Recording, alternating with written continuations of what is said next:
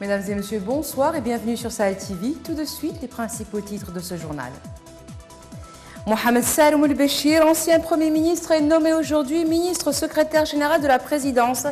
Et le nouveau Premier ministre, Ismaïl Bedaoud Chersidia, prend fonction aujourd'hui après une passation de service entre les deux hommes.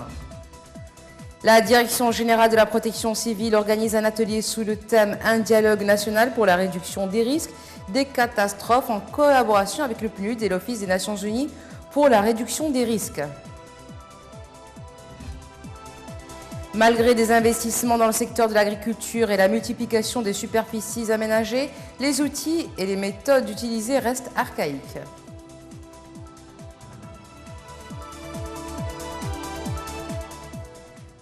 Merci d'être avec nous. La Commission nationale d'observation du croissant lunaire a annoncé dans un communiqué rendu public ce matin à Nouakchott que le croissant lunaire du mois du jour de l'an 1440 de l'Hégire a complété 30 jours. 1940 de l'Hégire a complété 30 jours. À cette occasion, la Commission nationale d'observation du croissant lunaire a fixé la prière d'Aïd el-Adha le lundi 12 août à 9 h du matin dans la mosquée Ibn Abbas de Nouakchott. La présidence de la République a annoncé aujourd'hui qu'en vertu d'un décret du président de la République rendu public ce jour, Mohamed Salem El-Béchir a été nommé ministre secrétaire général de la présidence. Mohamed Salem El-Béchir, qui fut le premier ministre du président sortant, Mohamed Ould Abdel Aziz, avait présenté samedi dernier la démission de son gouvernement au président de la République lors d'une audience au palais présidentiel à Nouakchott. De son côté, le Premier ministre Ismaïl Bedaoud Chersidia a pris fonction aujourd'hui à la primature à Nouakchott suite à une passation de service avec son prédécesseur Mohamed Salem El-Béchir.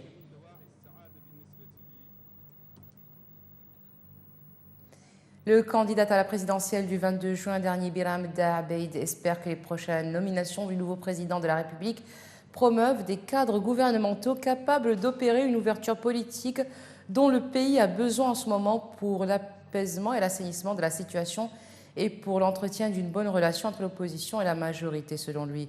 Et toujours selon lui, il s'agit maintenant d'attendre et voir les grandes lignes concrètes des politiques du président Welcher Ghazouani, dont il espère qu'il va tirer les leçons du passé.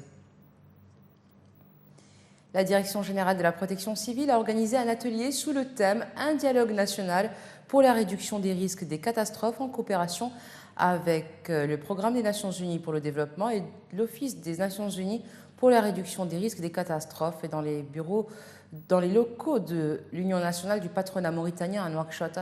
Cette rencontre de concertation dure 2 jours. Elle vise à faire l'inventaire des avis des différents secteurs concernés et des acteurs sur les possibilités offertes pour réduire les risques des catastrophes et soutenir la résilience des groupes vulnérables en milieu urbain. Hamoula Diagana. Cette rencontre est organisée dans le cadre du projet de renforcement de la résilience et la sécurité humaine des communautés vulnérables en milieu urbain. Elle vise à sensibiliser les décideurs politiques, les acteurs économiques et la société civile sur la manière et la condition de consolidation des mécanismes de résilience communautaire afin de réduire les risques de catastrophes naturelles en Mauritanie.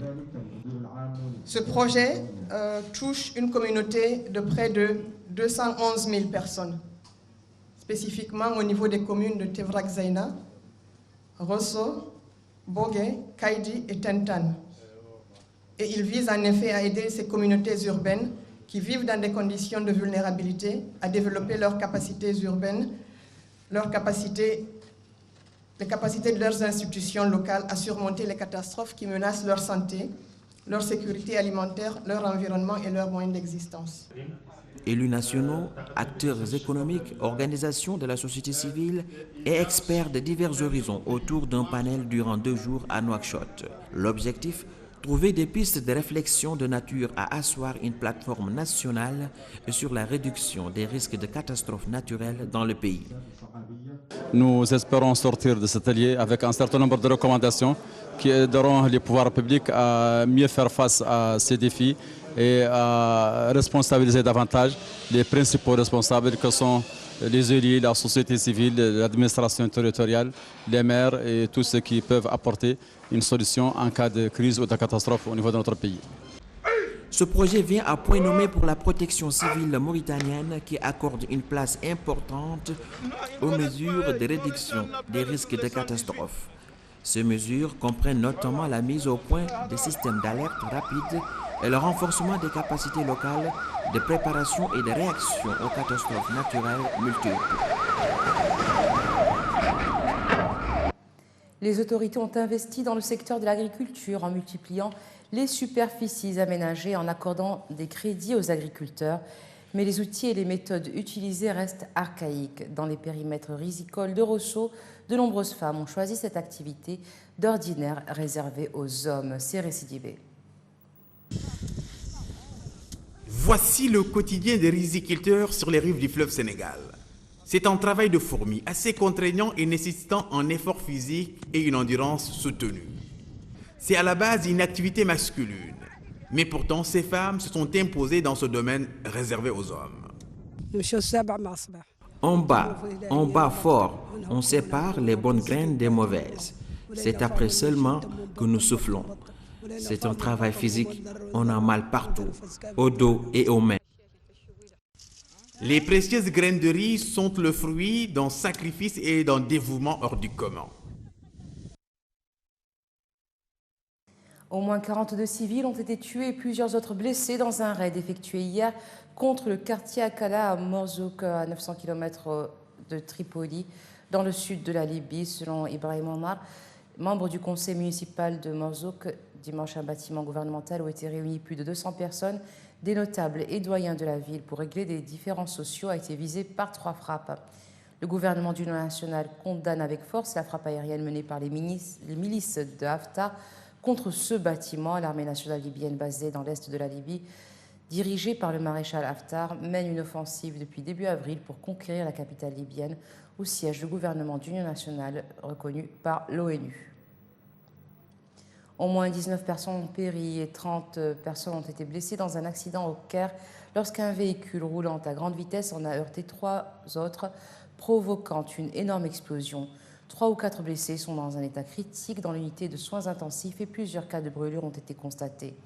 En 2018, 3000 personnes ont perdu la vie dans des accidents de la circulation en Égypte, selon les chiffres officiels. Au Maroc, les gardes-côtes de la Marine royale ont porté secours durant la nuit d'hier à aujourd'hui en Méditerranée à 242 candidats à la migration irrégulière, à majorité des subsahariens. Les personnes secourues, dont 53 femmes et 16 mineurs, étaient en difficulté à bord de plusieurs embarcations pneumatiques de fortune.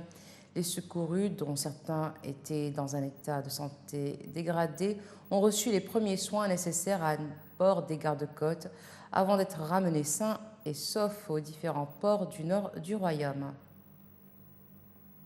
Après seulement 4 jours de trêve, le régime syrien a repris aujourd'hui ses frappes contre la région d'Idlib, dominée par les djihadistes après avoir fait état de victimes dans la chute d'obus près d'une base de son allié russe dans l'ouest du pays. La majeure partie de la province d'Idlib et des zones des provinces voisines d'Alep, de Hama et de Latakié sont dominées par le groupe djihadiste Hayat Tahrir al-Sham et échappent toujours au contrôle du régime de Bachar al-Assad 8 ans après le début de la guerre.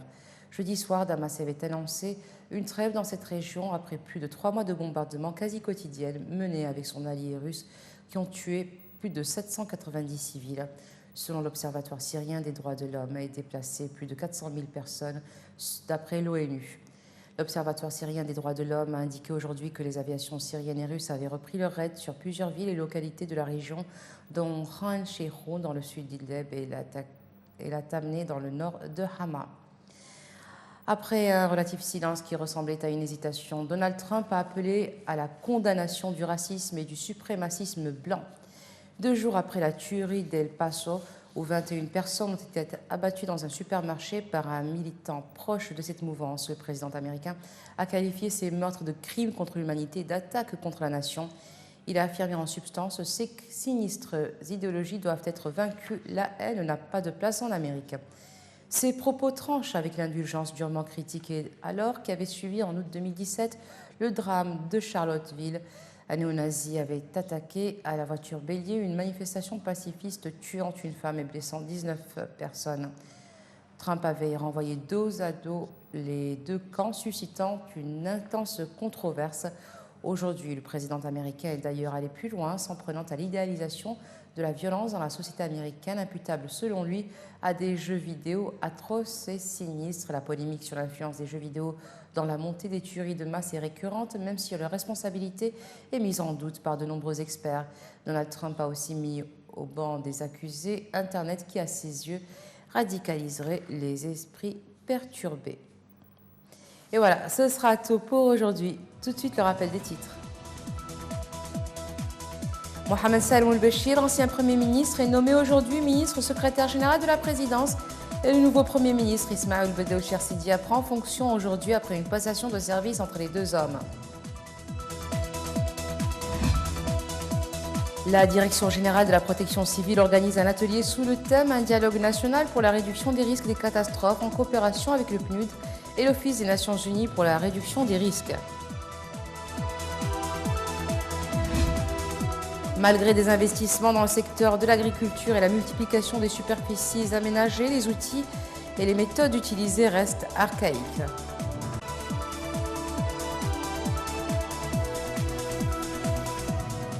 Merci d'être resté avec nous. Excellente fin de soirée sur Sahel TV.